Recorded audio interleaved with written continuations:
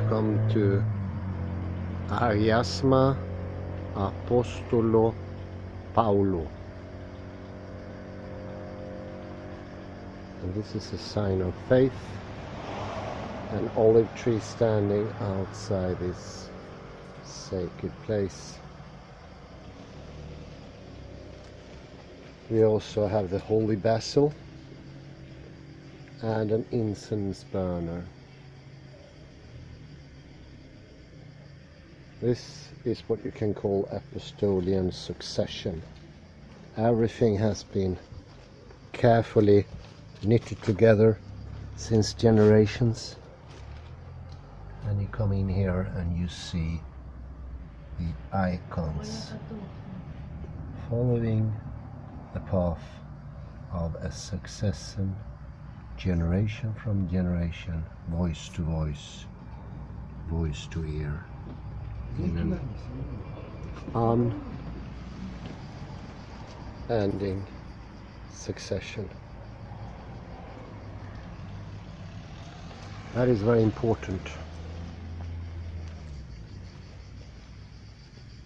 It's part of the makeup of the world in itself.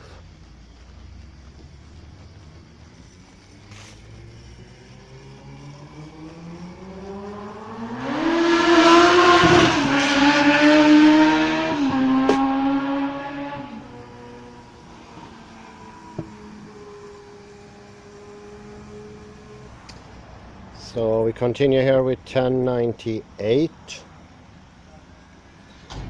of the Heidegger series, and yet another interesting article sent to me by my dear friend Jan Eyskens. This is coming from Frontiers in Psychology: How Body Balance Influences Political Party Evaluations at the Balance Board Study.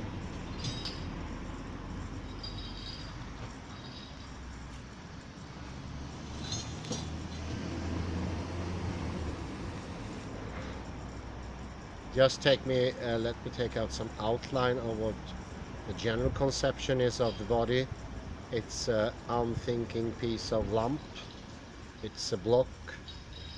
It doesn't have any positions, attitude, or anything interesting. Everything is just in the head. We know that to be wrong, but in what way can it be otherwise? Well, either you're damned or you don't. Either you do or you don't. Both ways you're damned. This is the problematic path that was taken many centuries ago, two and a half millennia ago, in the development of thinking, and that was called empiricism. And empiricism are blocking out things at the same rate as almost the same rate, a little bit less late than are uncovering. Once we discovered waves and so forth, we blocked out the possibility to have waves without a medium, something that was a fact for over 200 years, led to the construction of ether. That is a happenstance from how knowledge is developed.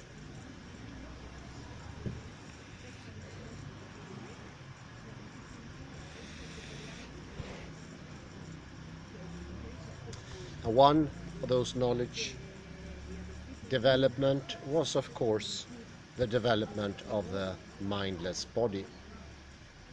Body is not mindless. It's not soulless.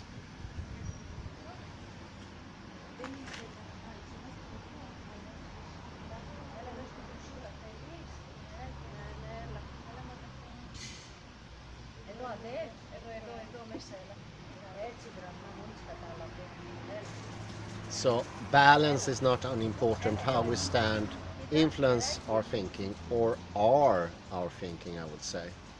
And it's a disruption to think that thinking is taking place in some transcendental spot situated nowhere, and that you can just think without inclination, without positioning, and thinking is the same, so you can transport that thinking easily to other people, and we all participate in some very grand, very big, communicative, fluid, can you call it cosmos or negotiation zone.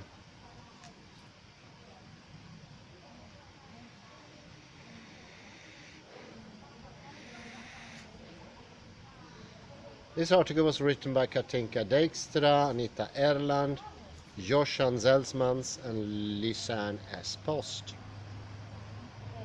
Embodied cognition, this is from the abstract. Research has shown how actions or body positions may affect cognitive processes, such as autobiographical memory retrieval or judgments. The present study examined the role of body balance to the left or the right in participants on their attributions to political parties. Participants thought they stood upright on a V balance board while they were actually slightly tilted to the left or the right.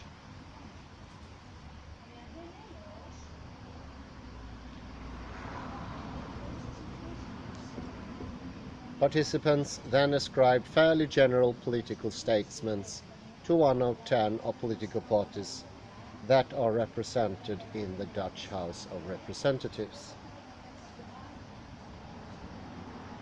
Results showed a significant interaction of congruent leaning directions with left or right-wing party attribution.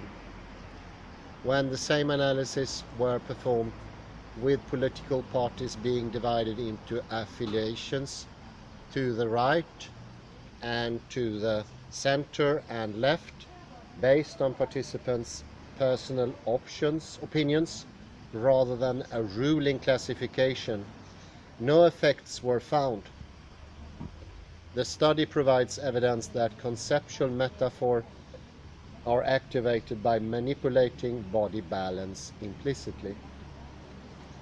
Moreover, people's judgment may be colored by seemingly trivial circumstances, such as standing slightly out of balance. We mentioned that before, the ability to think in future or projection. If you can do that, most people can't do that today. It's called planning and nothing to do with the past. That ability is highly disrupted when you're tilted forwards. Equally, retention, memory recalling, not taking out memory from an archive of lost things in the past.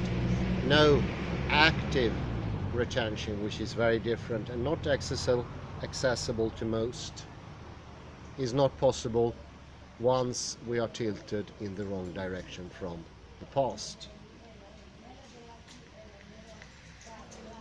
That would be a forward tilt, makes retentions hard, and a backward tilt make retention hard. Now we're talking more about inclinations to the left and to the right.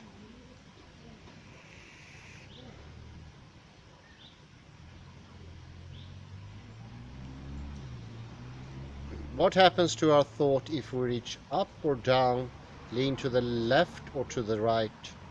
For many common experiences, such as reaching up for a glass, high in a cupboard, or leaning sideways to grab a leaflet, no major thought will come to mind during these routine and goal-specific physical actions. There are circumstances, however, in which body position or body movement may facilitate access to stored information or activate implicit or explicit notions about more abstract concepts of emotions, power, and politics. Several studies provide support for this assumption by demonstrating facilitation of autobiographical memory retrieval following specific body movements or body positions. One study showed how assuming a congruent body position during autobiographical memory retrieval with the body position of the original experience, i.e. lying down in a reclined position while retrieving a memory about visiting the dentist, resulted in faster retrieval times compared to an incongruent body position, i.e. standing in a jumping jack position while retrieving a memory about a visit to the dentist. Another study looked at the nature and efficiency of autobiographical memory retrieval after participants moved marbles upward or downward while thinking about personal events from the past.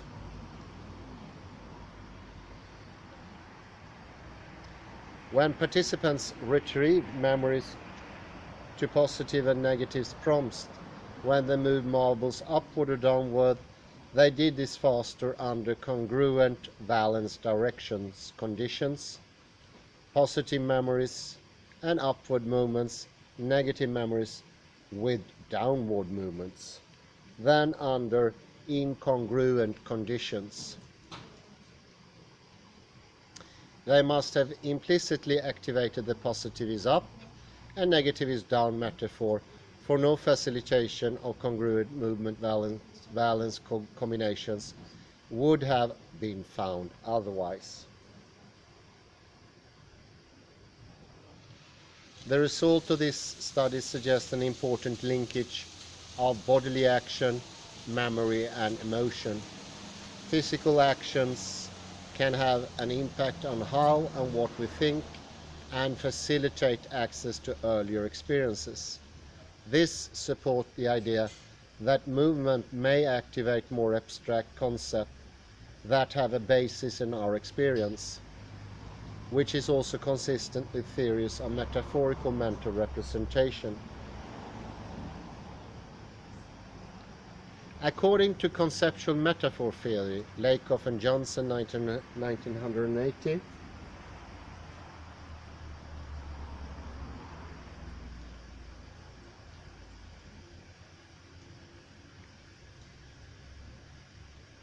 abstract concepts are understood in terms of concrete concepts and experience. People tend to use concrete concepts such as up and down in space to talk about more abstract concept, in this case power. As each metaphor only defines specific aspects of an abstract concepts are defined in more than one concrete concept. For example, love may be represented in terms of both warmth and closeness. Conversely, warmth may also be considered in the attribution of the abstract concept anger, and up may be a representation of both power and positive emotion.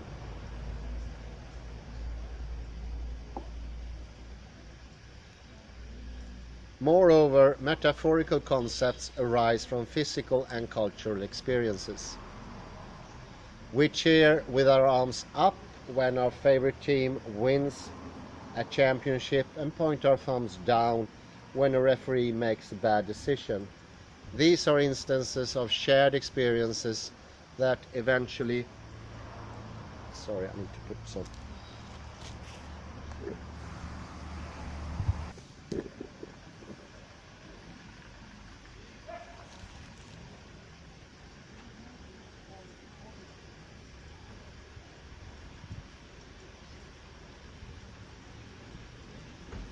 These are instances of shared experience that eventually shape the representation of the concept. These concepts and representations not only emerge from our physical experience, but from dominating cultural conventions as well. The positive connotation of the thumbs up gesture, for example, is not universal across cultures. A common type of metaphorical concept is the orientational metaphor that represents concept in linear manner.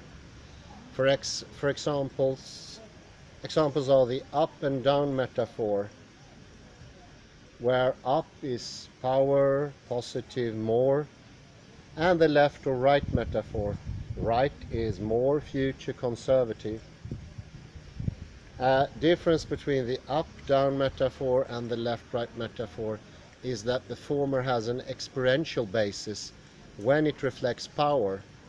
A child always looks up to an adult, or valence, cheering is up, whereas the left and right orientation is based on conventions such as the mental number line and the organization of political parties on the left-right dimension.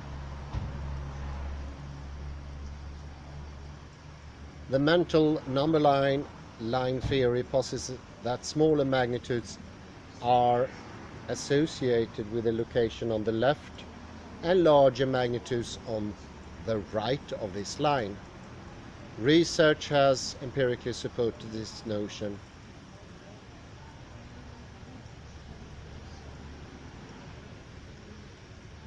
The left-right dimension in politics originates from the spatial organization of the French Legislative Assembly of conservatives on the right and liberals on the left. If abstract concepts are activated as a result of concept matching concrete experiences, it follows that left and right manipulations of bodily actions can activate the left-right metaphor associated with the politics and consequently influence one's thinking about politics. Several instances of such activations have been demonstrated in studies from different countries with a differential representation of political parties. Oppenheimer and Trail from 2010 addresses the question whether physical stimuli activating spatial concepts could influence political judgments. Using a right-left metaphor to distinguish between conservatives on the right and liberals on the left in the US could possibly help individuals' understanding of the political landscape. Support for this notion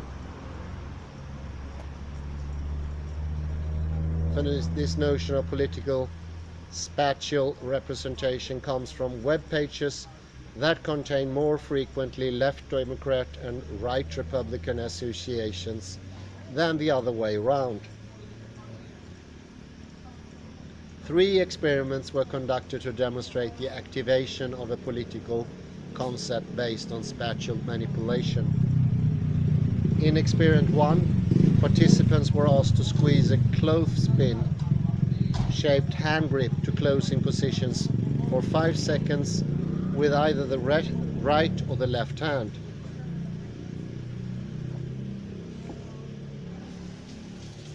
After that, they were asked to what extent they agreed with Democrats and Republicans on political issues on the 8-point scale.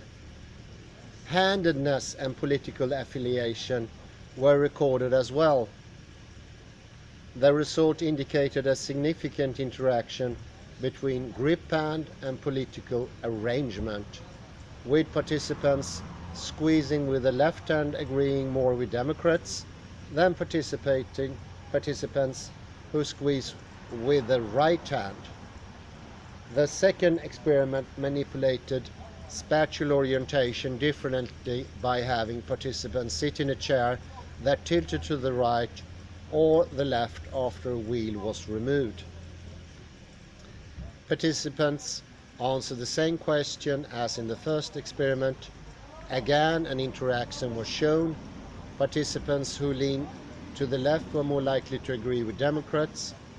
A third experiment was conducted online to recruit more Republicans. Here, participants made responses with the mouse to a visual target on the left or the right screen.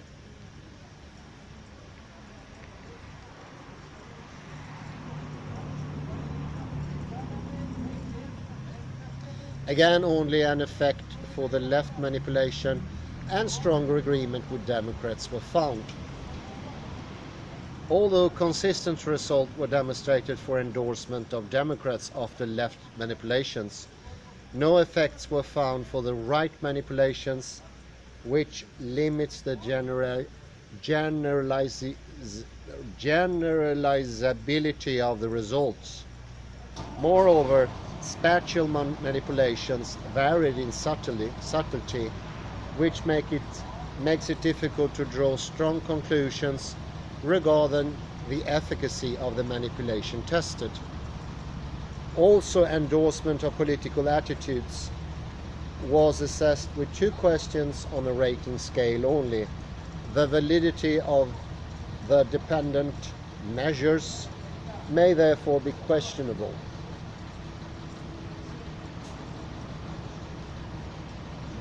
Another study examined the effect of left and right manipulations on the activation of political concepts in a country that is represented by 10 political parties in the first and second chamber and is governed by a coalition of parties, the Netherlands.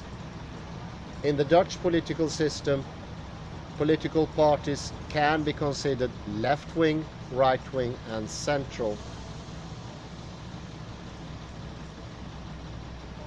A consequence of this system is that voters on one party may not always see the party issues being followed through because of coalition agreements that necessitated compromises on certain issues. The larger number of parties and a level of uncertainty regarding adherence to certain issues may affect the activation of abstract political concepts based on spatial left-right manipulations. The study examined the speed of processing acronyms referring to names of political parties on co-activation of spatial associations. Additionally, the role of one's own political preference was taken into account. It was expected that spatial associations would hold irrespective of one's standpoint.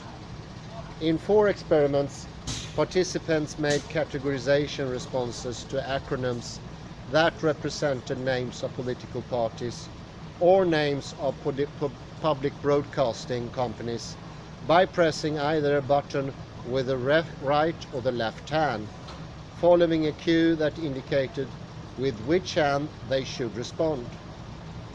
Left cue for the left, right cue for the right.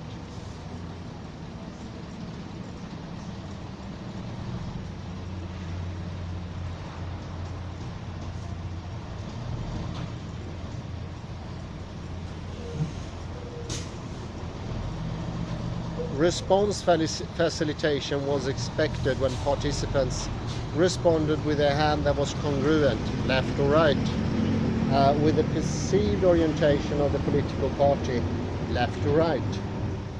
The results for the experiments indicated a significant party, left-right biaction, left-right interaction as predicted. In experiment 1, right-hand responses were faster for right-wing parties, but no difference for left-wing parties occurred.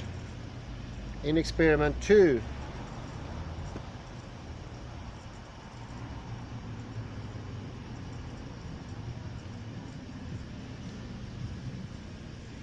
in experiments 2 and 3, the opposite pattern was found, whereas the result for the experiment 4 mimic those of experiment 1.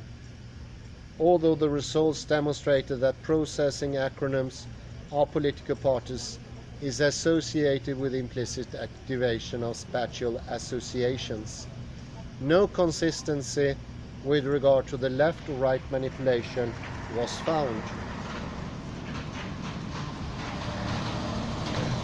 Moreover, participants with a preference for the political right showed a stronger effect size for left-wing parties, possibly because this minority group perceived the distance of the left-wing parties to be larger as a result of their own political orientation. Very important. We can conclude that both part studies, Oppenheimer and Trail, Van Elken Act 2010, demonstrate an activation of political concepts based on spatial manipulations. These results are in line with the co-occurrence of references to political parties and spatial orientations in the public debate.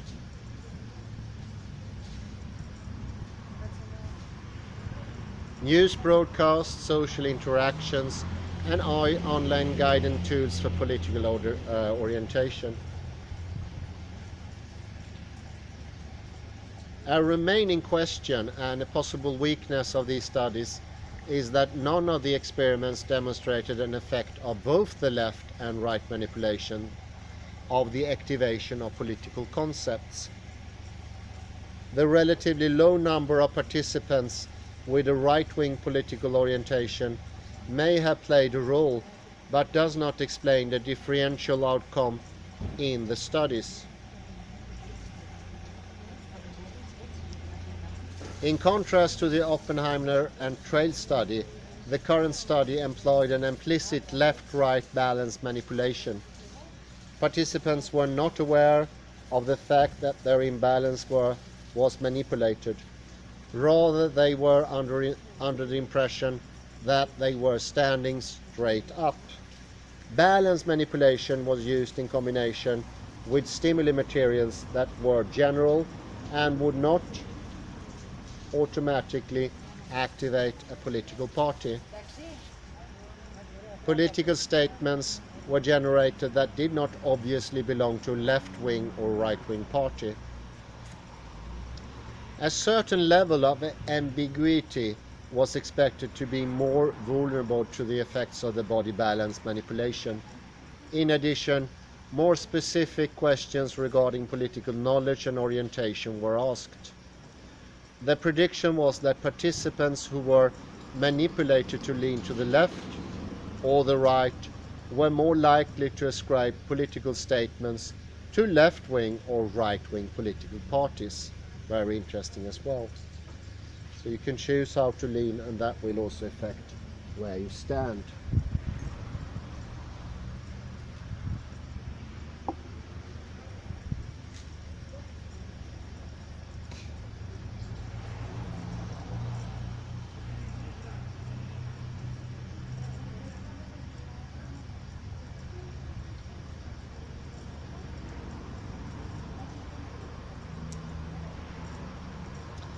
I will mention just shortly what the Wii balance board is. It's a sort of a playing tool connected to Nintendo, and it very accurately manipulate body position, or you can also see your body position.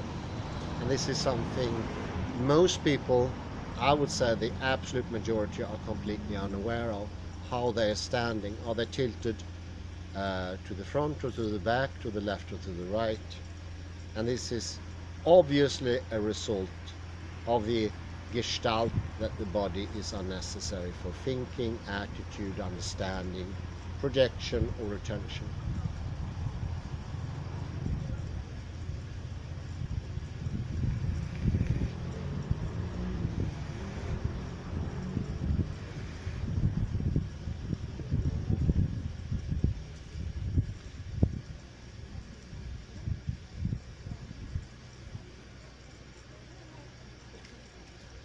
Let's go into the procedure. Upon entering the lab, participants removed their shoes and had their height recorded. Based on their height, the position of the computer screen was adjusted so that no changes in posture would occur as a result of reaching or bending to see the text on the screen. Next, they stepped on the Wii balance board for calibration and manipulation of body position. First, the coop was calibrated, then the posture, coop is the guinea pig or the subject, then the posture was manipulated such that the participants thought that the coop was in the middle of the balance board. I think coop is something else.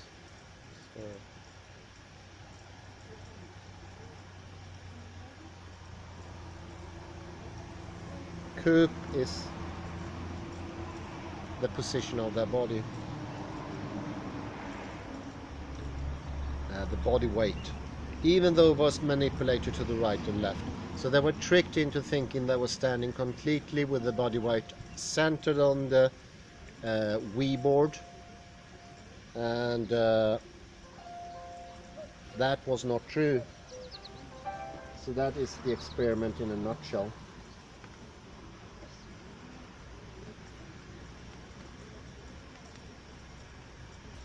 The manipulation was incredibly subtle.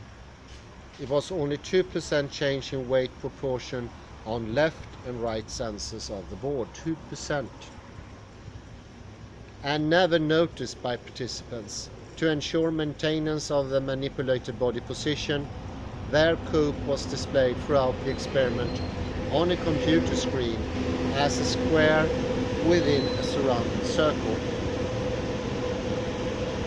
If they strayed from this circle, a warning signal occurred to prompt them to retake their neutral coop position. In reality, the signal occurred to keep participants in the left or right body position. After calibration, participants responded to statements that appeared on a screen displayed above a fixation circle that either concerned statements for political parties or television programs.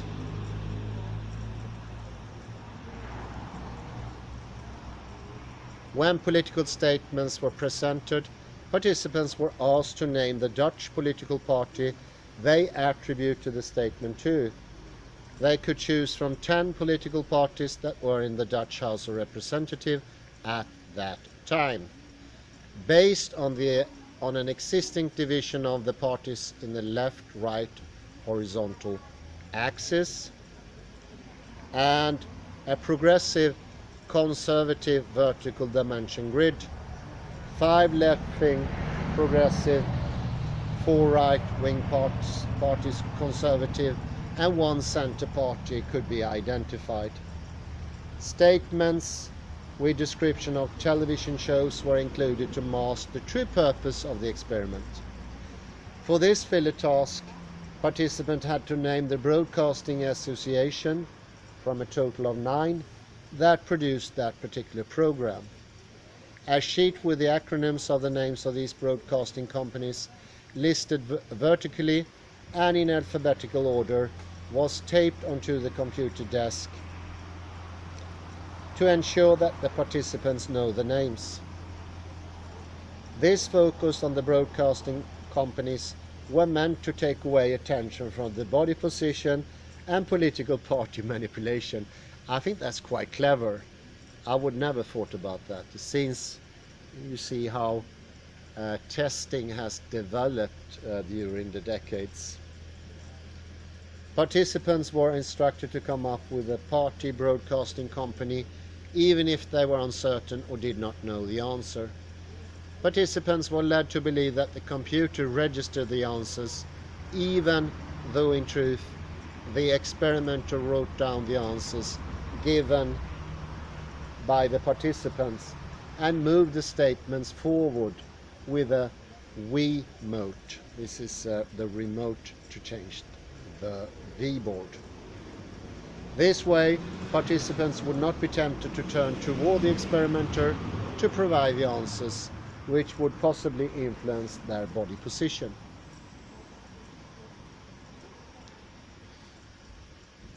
Halfway through the experiment, after responding to 32 political television statements, participants played a balanced game, supposedly to get a break from the task, but in reality to change body position from left to right or vice versa. Body position was counterbalanced across participants, left positions first or right position first, and so was the order of the statements. Half of the participants received the statements in reverse order. Afterwards, participants answered questions regarding their political knowledge, political interest, and filled in the parties and their own political affiliation on the progressive, conservative and left-right axis on the grid.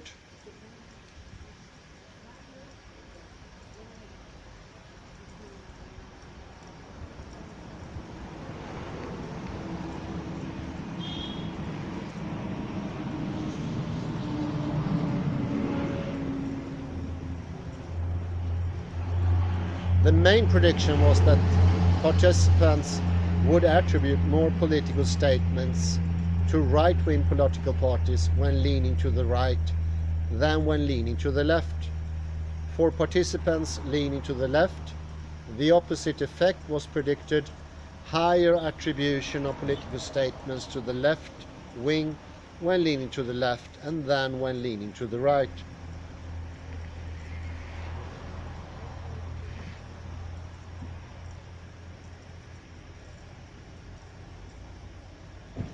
Given that only one political party qualified as a center party, the analysis was limited to attribution to left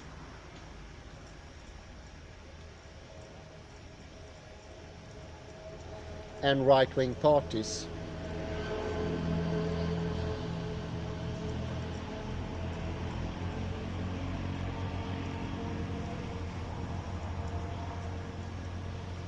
Well, I have a discussion coming up now.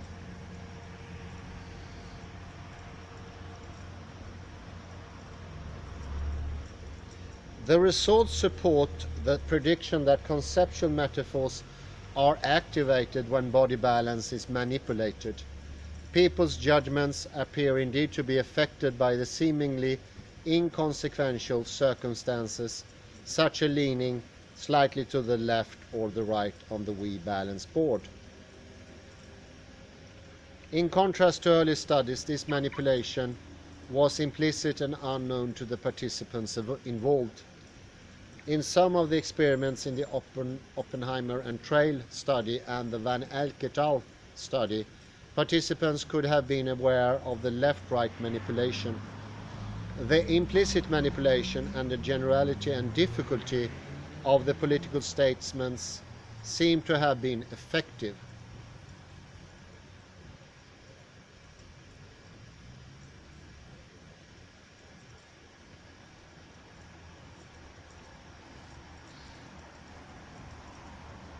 The marginal effect on the manipulation to the left reminds us of the early studies that also did not demonstrate effects on the manipulation to both sides in one experiment. This outcome cannot be attributed to the design of these studies. Some of the experiments had been between subject design and some had within subject design, just like the current study. Moreover, counterbalancing prevents possible effects from fatigue. With more statements being attributed to right-wing than left-wing parties, and fewer statements were available for the attribution to the left-wing parties.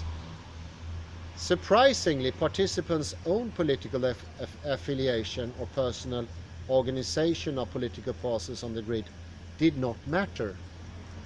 Scoring this pattern on horizontal and vertical dimensions may have been difficult because of the joint left to right and progressive conservative axis.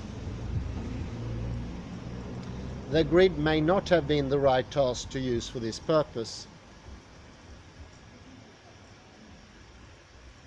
So far it has mostly been applied as an online task to determine party preference as an aid to prospective voters. Positioning of parties on the grid as an outcome in the party preference process depends on which issue are prioritized by the person taking the test. This adds to the complexity of the task.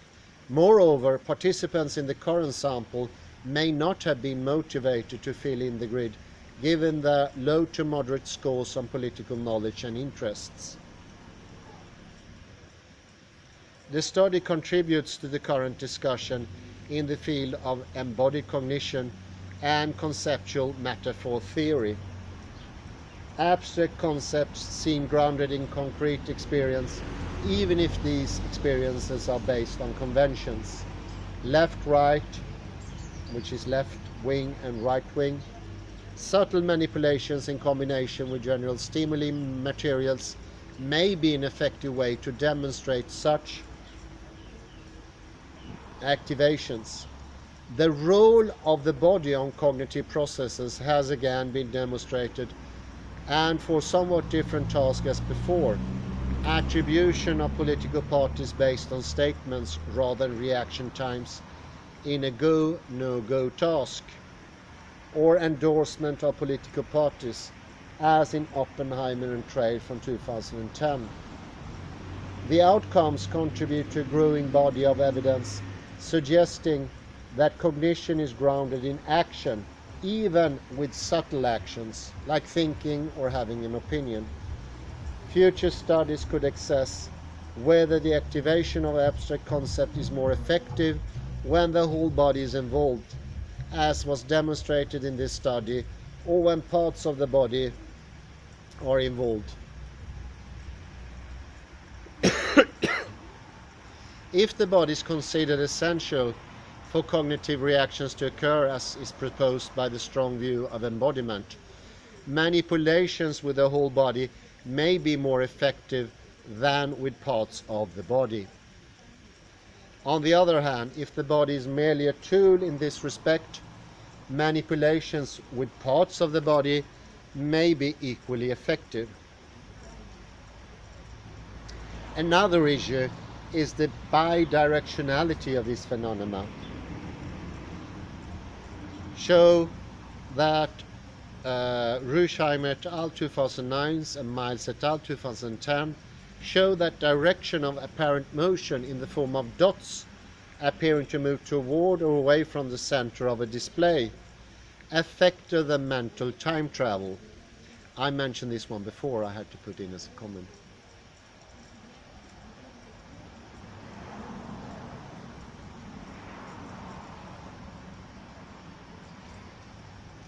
Perceived backward motion was associated with thoughts about the past, whereas perceived forward motion was associated with future-oriented thoughts. An earlier study by Miles et al. 2010 had showed a converse relationship, that of moving forward or backward as a result of mental time travel to the future or the past. It is plausible that after demonstrating an effect on bodily actions on the cognitive process of attribution, an opposite effect could be demonstrated as well. It is not unlikely that if participants are primed with a left-wing or a right-wing political orientation, that they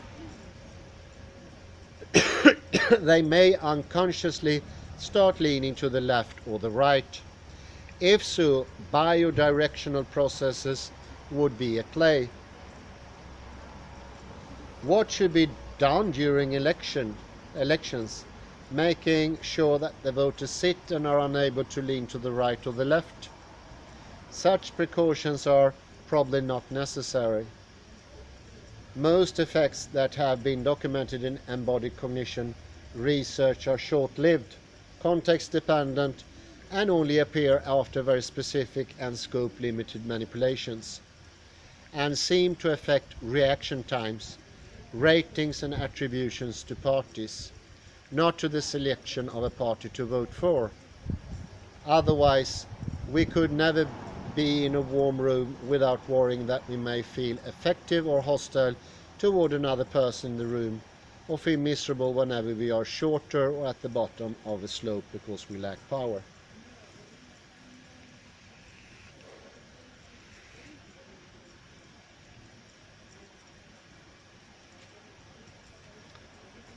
I will add a comment to this first. It goes to show that our leaning, because we all have a constant leaning, is part of our attitude. And I would call that a modus or Stimmung. And by not being aware of that, we are constantly in the mode of an object in space in front of a subject. we can no longer manipulate that, and therefore we do not gain access to space, time and knowledge. This is something that has been shown earlier from people studying body posture, body positioning and body directionality. Do look for the book Body Map by Couples Blakeslee, where it's clearly shown that the directionality is incredibly important for the construct of the whole body map. And the body map can also be compared to the reality map, which is the larger map. Listen carefully, the reality map is not a reality of reality. It's the same as reality. Because our projection, as shown by quantum mechanics, is the most important ingredient in reality. Or do you remember the Klein bottle, for all sakes? The Klein bottle shows that space itself does have a subject and an object, and they are codependent. Let me try to find that other article. There's an article called Habit and Conscious Control, Ethnography and Embodiment in Alexander Technique. It's written by Jean Tarr, and it starts with a quote from Bourdieu. There is a particular mode of understanding, often forgotten in theories of intelligence, which consists of understanding with one's body. There are a great many things that we understand only with our body at the subconscious level without having the words to say them. End of quote.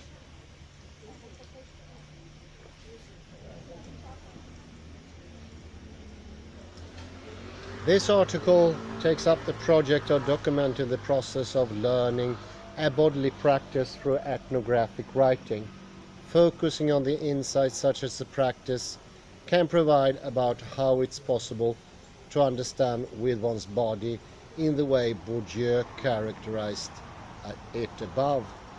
It is based on my fieldwork in Alexander Technique, a method of bodily re-education which teaches individuals to sit, stand and move more efficiently, causing less strain on muscles and joints.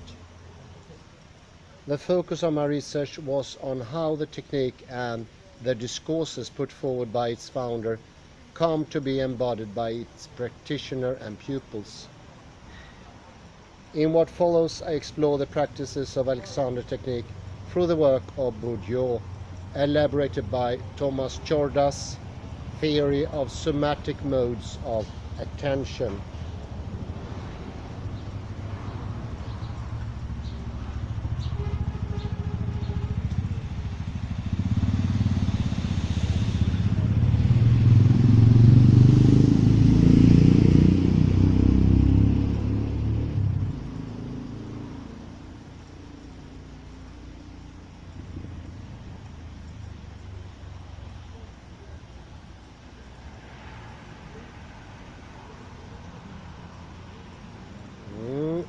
Sorry.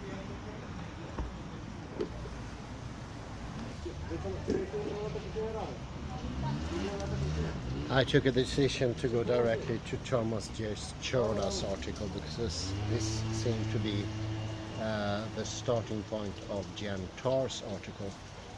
Let's go directly to the source. The article is called Embodiments as a Paradigm for Anthropology, Thomas J. Csordas.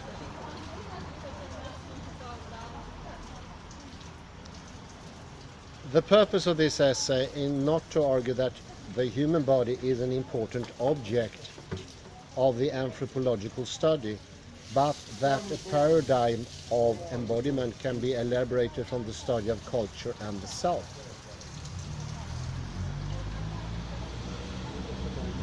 By paradigm, I mean simply a consistent methodological perspective that encourages reanalysis of existing data and suggests new questions for empirical research.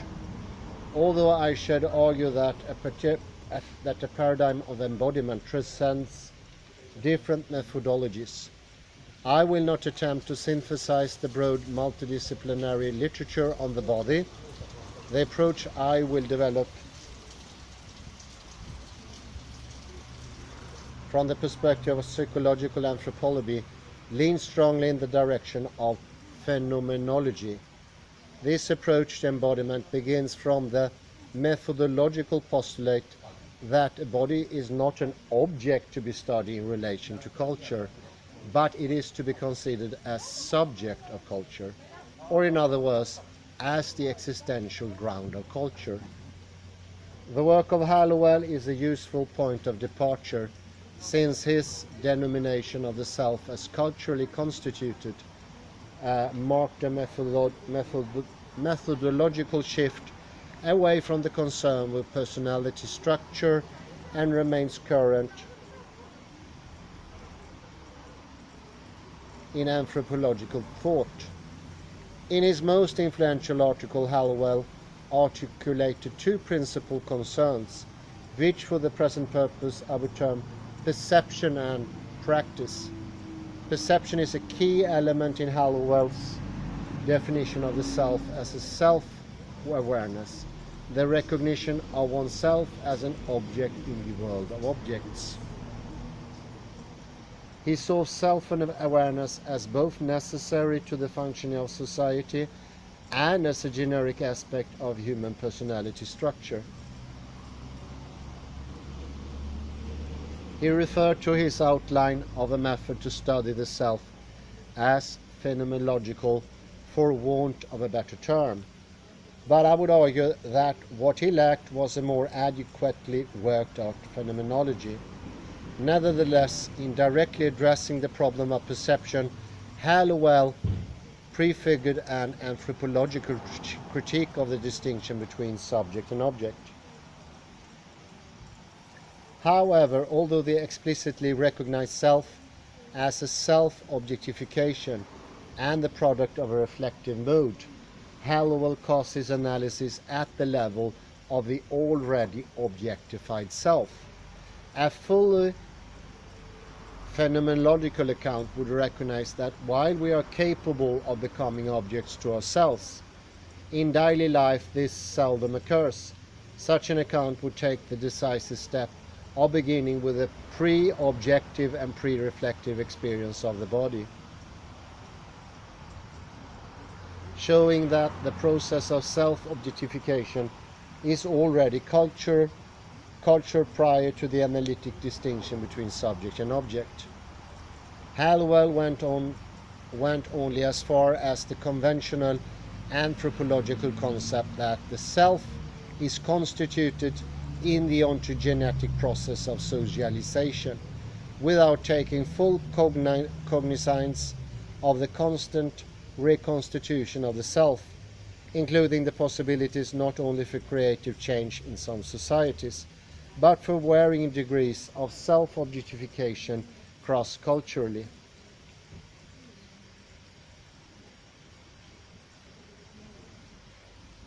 Hallowell's second concern is summarized in the term behavioral environment, borrowed from the Gestalt psychology of Kafka.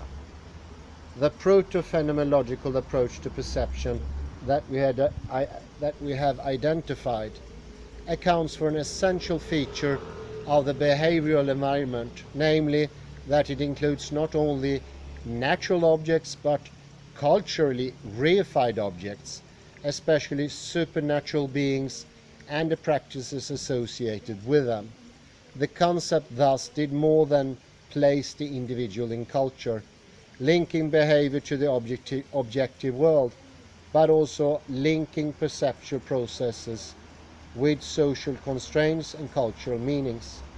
Thus, the focus of Hallowell's formulation was orientation with respect to self, object, space and time, motivation and norms. It is in this sense that the term practice is relevant to describe Hallowell's concern. If, as Ortner 1984 has argued, the anthropological conceptualization of practice occurred at a certain theoretical moment, then the concept of behavioral environment is a terminological composite that stands for the context in which practice is carried out, and hence counts as a theoretical stepping stone between behavior and practice. This is of particular relevance to the present argument because, as we shall see, a theory of practice can be best grounded in the socially informed body. There are other ways to frame the need for a paradigm of embodiment, of which I shall mention only one. Morse, in his fragmentary but influential discussion on the person, suggests that all humans have a sense of spiritual and corporal individuality. At the same time, he argued that particular conditions, social conditions, associated with qualitative differences among the totemistic personage, the classic persona, and the Christian person.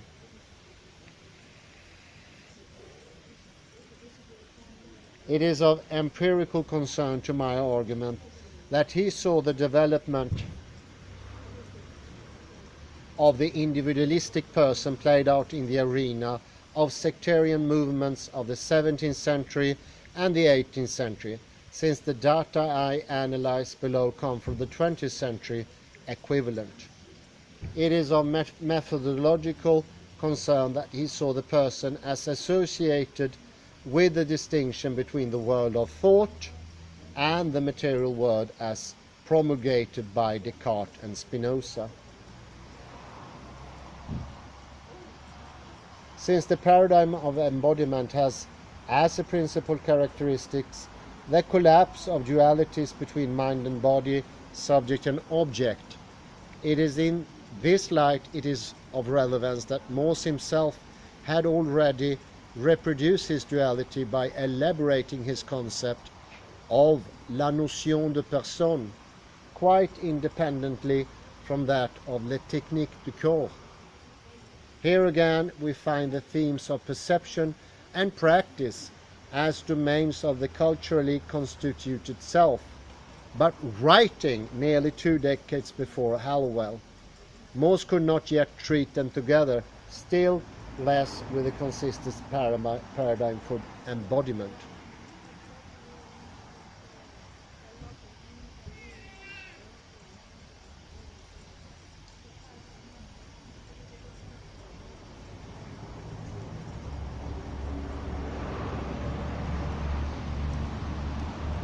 We go to the paragraph, perceptual constitution of cultural objects.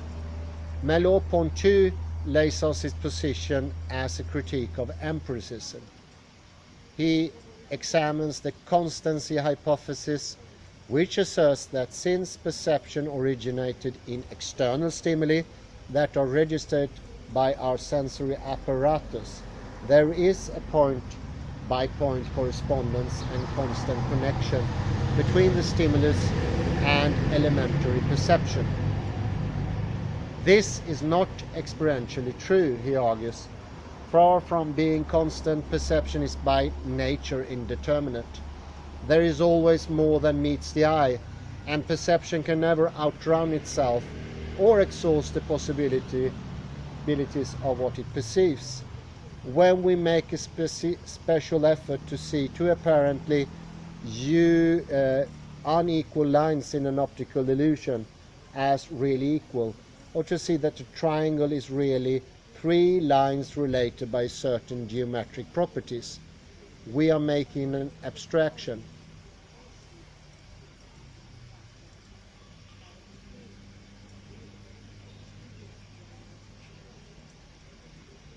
Not discovering that we really perceive and later name as a triangle or an illusion. What we really perceive is, in the first case, that one line is longer than the other, and in the second, the triangle. To start from the objective point of view, the triangle as a geometric object and the lines of objectively parallel lengths, and analytically work backwards to the perceiving subject, does not accurately capture perception as a constituting process.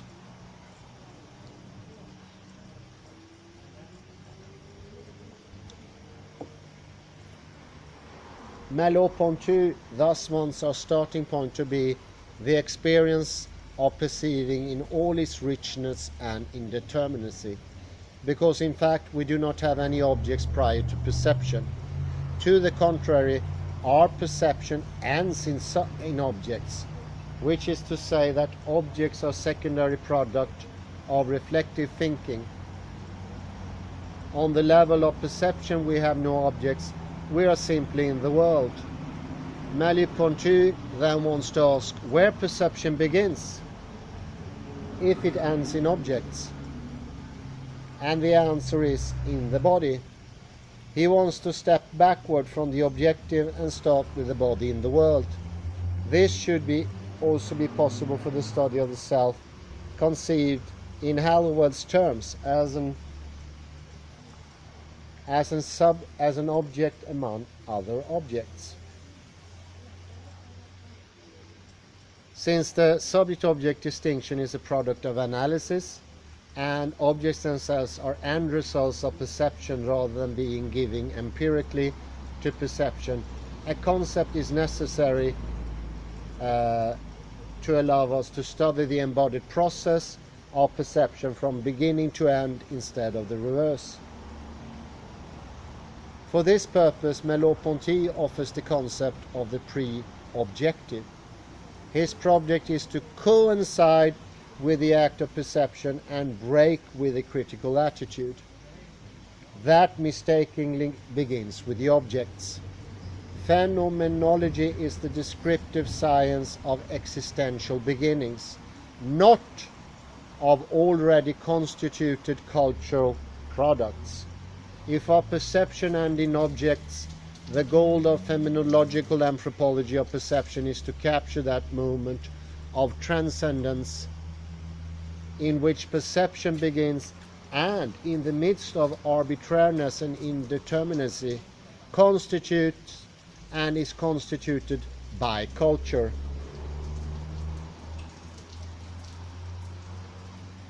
It may be objected that the concept of the pre-objective implies that embodied existence is outside or prior to culture.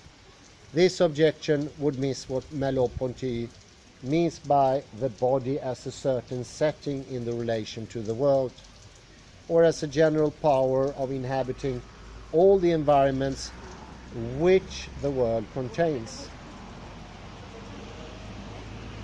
In fact, the body is in the world from the beginning, and two Merleau-Ponty quotes here.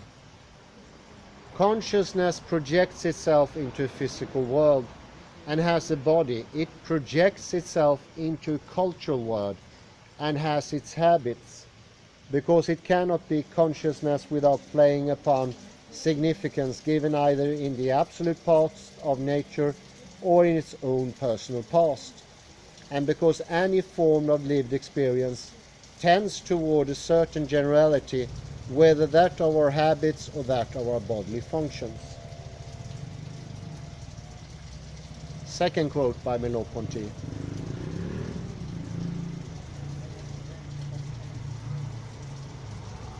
It is as false to place ourselves in society as an object among other objects, as it is to place society within ourselves as an object of thought. And in both cases, the mistake lies in treating the social as an object. We must return to the social with which we are in contact by the mere fact of existing, which we carry and which we carry about inseparably with us before any objectification.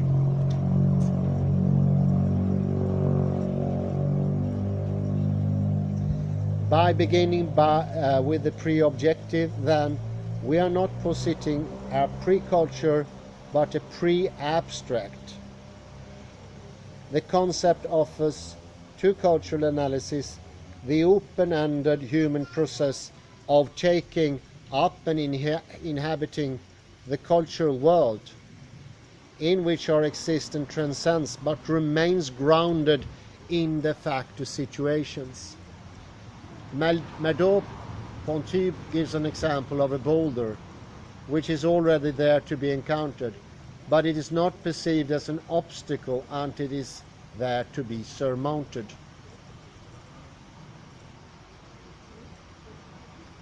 Constitution of the cultural object is thus dependent on intentionality.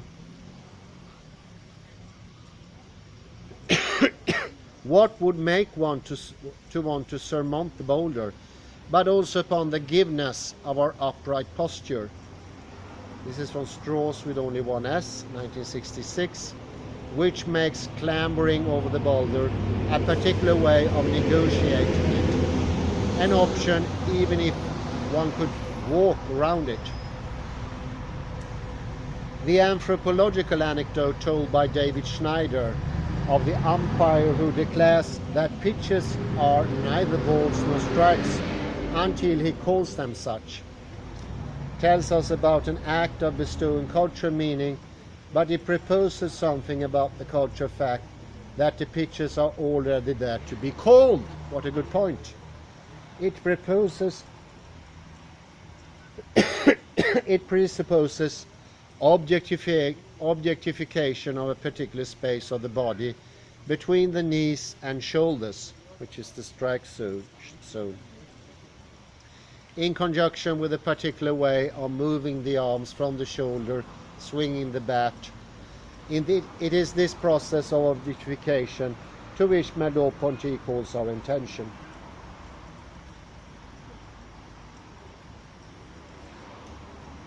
Habitus and the socially informed body. Bourdieu's methodological goal for the theory of practice is to delineate a third order of knowledge beyond phenomenology and the science of objective conditions of possibility of social life. Parallel to Merleau-Ponty's goal of moving the study of perception from object to the process of objectification, Bourdieu's goal is to move beyond analysis of the social fact as an opus operatum to analysis of the modus operandi of social life. His strategy is to collapse the dualities of body-mind and sign significance in the concept of habitus.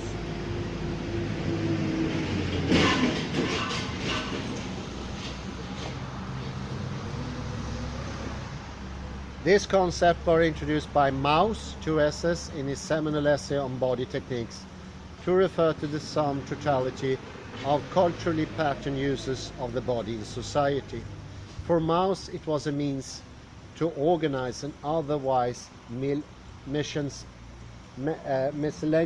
domain of culturally patterned behavior, and received only a paragraph of elaboration. Even so, Mauss anticipated how a paradigm of embodiment might mediate fundamental dualities, that is, mind-body, sign significance, existence, being. In a statement that the body is simultaneous both the original object upon which the work of culture is carried out and the original tool with which that work is achieved. It is once an object of technique, a technical means, and the subjective origins of a technique.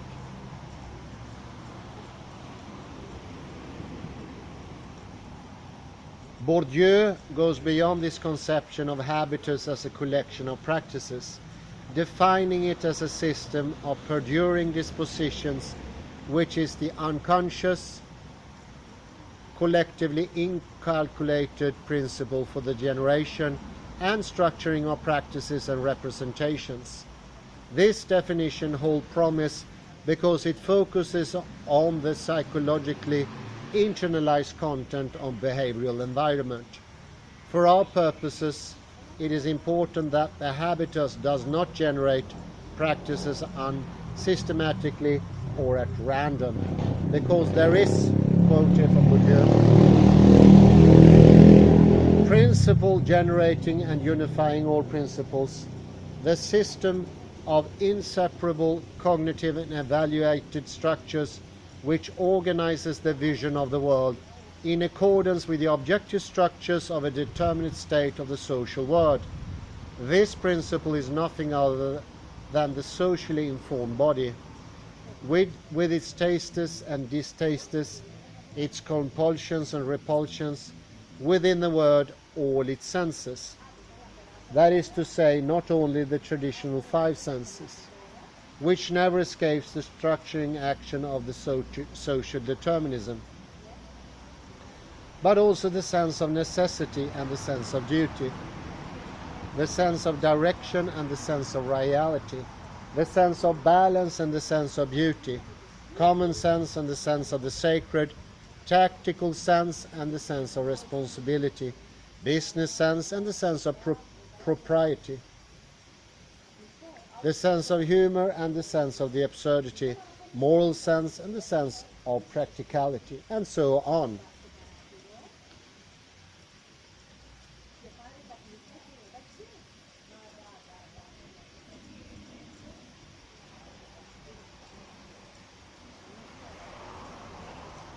Bourdieu maintains his groundedness in the body, even in discussion of the sense of taste, as a culture operated in his social analysis of aesthetics, insisting that is inseparable from taste in the sense of capacity to discern the flavor of foods, which implies a preference for some of them. Very good, I would say. The locus of Bourdieu's habitus is the conjunction between the objective conditions of life and the totality of aspirations and practices completely compatible with those conditions. Objective conditions do not cause practices, and neither do practices determine objective conditions. Quote, "The habitus is the universalizing mediation which causes an individual agent's practices, without either explicit reason or signifying intent, to be none less sensible and reasonable."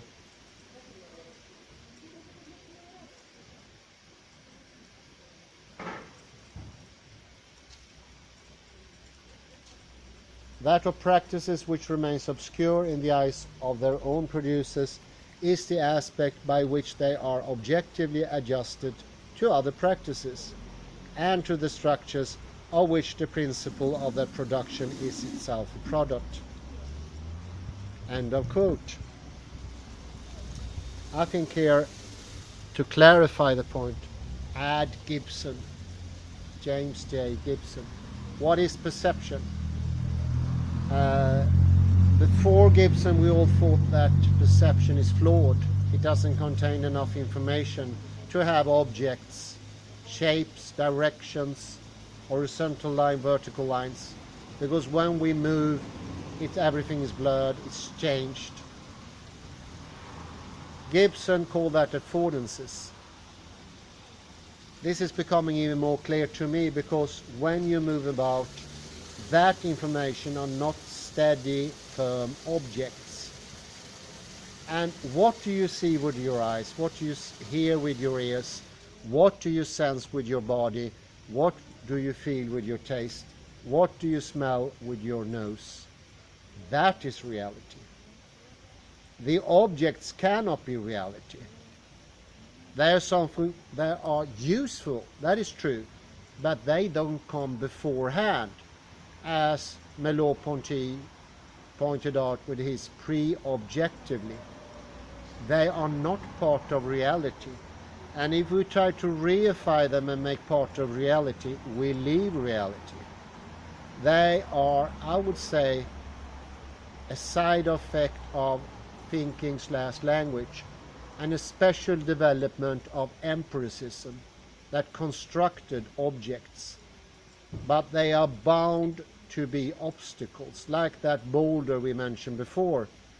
And these objects, I would say, are unsurmountable. It would make it impossible by scenes like this scenes. Say, for instance, I want to paint these benches. If I imagine these benches to be objects and I want to paint them, and I imagine the paint and I paint them, I will be dead wrong, because I don't see objects. Nobody perceives objects. Objects are helpful constructs.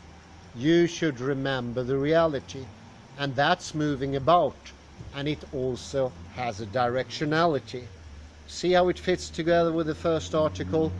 Our directionality decides what we perceive, but if we're down to perception of objects and distances in between them, which is exactly subject in front of space with an object, we will be 90% wrong, because that is not perceived reality.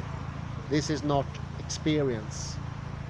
And if you're going to project something, plan something, or even remember something, if we remember those things, we are starting to twerk and misshape, subjectivize reality, making it unreal, living in an illusion. And Gibson, I think he says something to the extent, this is not an actual quote, but a person who doesn't see perception as moving about is never ever living in reality. Extrapolate that. People who today think that there are firm situations, like I indicate here with the camera, they are dead wrong. They're still helpful tools. They have a connection to the Roger Federer tennis play in Wimbledon, possibly playing with Boris Becker, I don't know, and somebody looking afterhand, not being part of the game, not being active, not projecting, not being directed.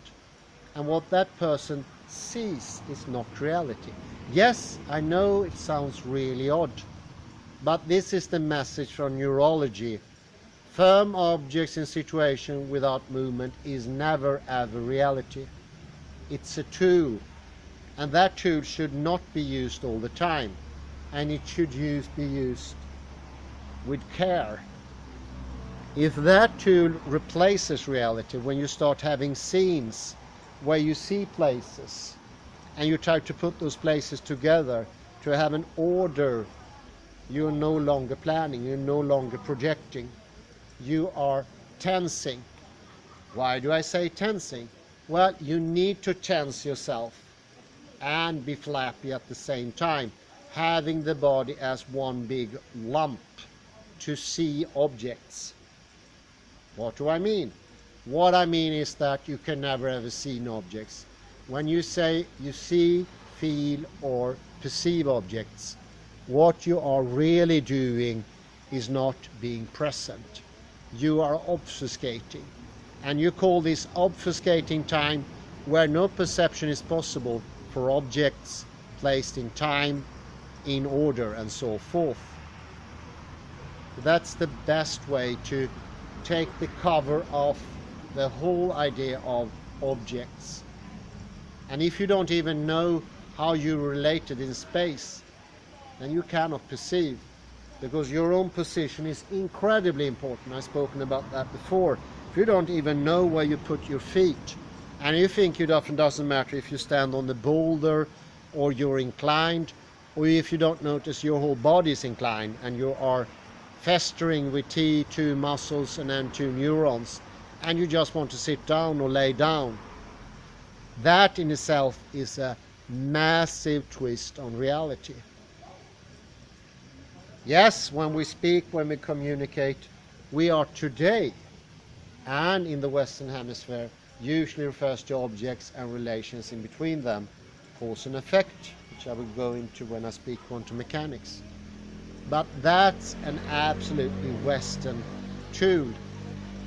It's not reality. Do not mistake that for reality. It's a disaster to do that. And with that pointer, I hope it didn't get too sharp. I say thank you very much and have a very pleasant afternoon. Bye bye for now.